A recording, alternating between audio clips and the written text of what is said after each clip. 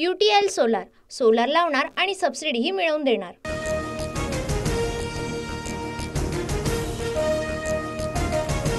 Mumbai Senate निवडणुकीमध्ये ठाकरे गटाच्या युवा सेनेचा डंका। राखीव प्रवर्गामधील 5 तर खुल्या प्रवर्गातील 2 जागांवर युवा सेनेचा विजय। इतर उमेदवारांची देखील विजयी वाटचाल।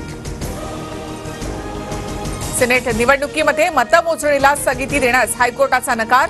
बोगस पोलिंग एजंट बाबत विद्यापीठ आणि संबंधित उमेदवाराला नोटीस जारी। अल्पेश भोईर यांची मतं बाद करण्याची अभाविपची होती मागणी। मंत्रालयातील फडणवीसांच्या कार्यालयाबाहेर धनश्री सहस्त्रबुद्धे नावाच्या महिलेकडून तोडफोड। फडणवीसांच्या नावाची पाटीही काढून फेकली। महिला भाजपचीच कार्यकर्ती असल्याचा दावा।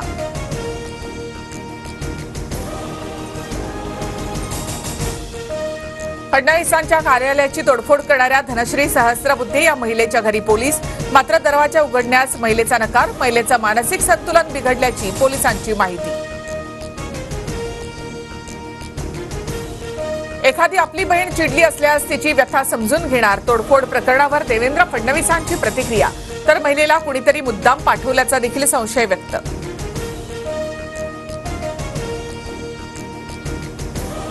लाडक्या बहिणीचा राग अनावर। फडणवीसांच्या मंत्रालयातील कार्यालयाबाहेरील तोडफोडीनंतर विजय वडेट्टीवारांचा टोला। मंत्रालयामध्ये महिलेचा प्रवेश कोणी सोपा करून दिला होता का? महिलेला 2-2 बॅगा घेऊन कशी एंट्री दिली? भाजप नेते अनिल बोंडेंकडून प्रश्न उपस्थित।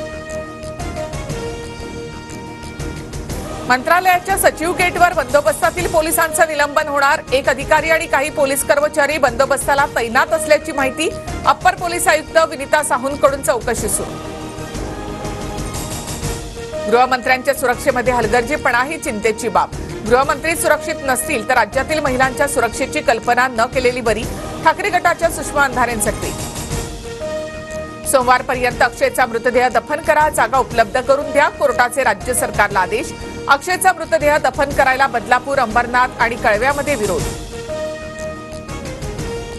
आरोपी अक्षयच्या मृतदेहाच्या दफनविधीसाठी जमीन उपलब्ध करून देण्याची सरकारची जबाबदारी। प्रशासन योग्य ती कारवाई करेल, फडणवीसांची माहिती। विधानसभा निवडणूक एका टप्प्यामध्ये घ्या। निवडणूक खर्चाची मर्यादा 40 लाखाच्या वर वाढवा। अजित पवार गटासह शिंदे गटाची निवडणूक आयोगाकडे मागणी। यंदा भाजपच्या अनेक विद्यमान आमदारांचं तिकीट कापलं जाण्याची शक्यता। अमित शहांचा नागपूर बैठकीत सूचक संकेत। शहांकडून विदर्भाचा आढावा। अमित शहांच्या टार्गेटवर आता मुंबई। 1 किंवा 2 ऑक्टोबरला शहा मुंबईच्या दौऱ्यावर। डेंजर झोनमधील मतदारसंघाचा विभागनिहाय आढावा घेणार। औरंगजेबाप्रमाणे अमित शहांनी महाराष्ट्रामध्ये तंबू ठोकला तरी भाजप विजयी होणार नाही। भाजपकडून राज्याच्या तख्तावर तकलादू माणसं। संजय राऊतांचा हल्लाबोल। एसटीतून आरक्षणासाठी आदिवासी गौंड गोवारी समाजाचं आमरण उपोषण। सरकारकडून गौंड गोवारी कृती समितीला बैठकीचं निमंत्रण। फडणवीसांसोबत 30 तारखेला बैठक। आंदोलन स्थगित करण्याची विनंती। कुडाळमध्ये निलेश राणे विरुद्ध वैभव नाईक आमने सामने येण्याची शक्यता। निलेश राणेंकडून विधानसभा निवडणूक लढण्याचे संकेत। आदित्य ठाकरेंनी दापोलीमध्ये माझ्या विरोधात निवडणूक लढवावी। रामदास कदम यांचे पुत्र योगेश कदम यांचं आव्हान।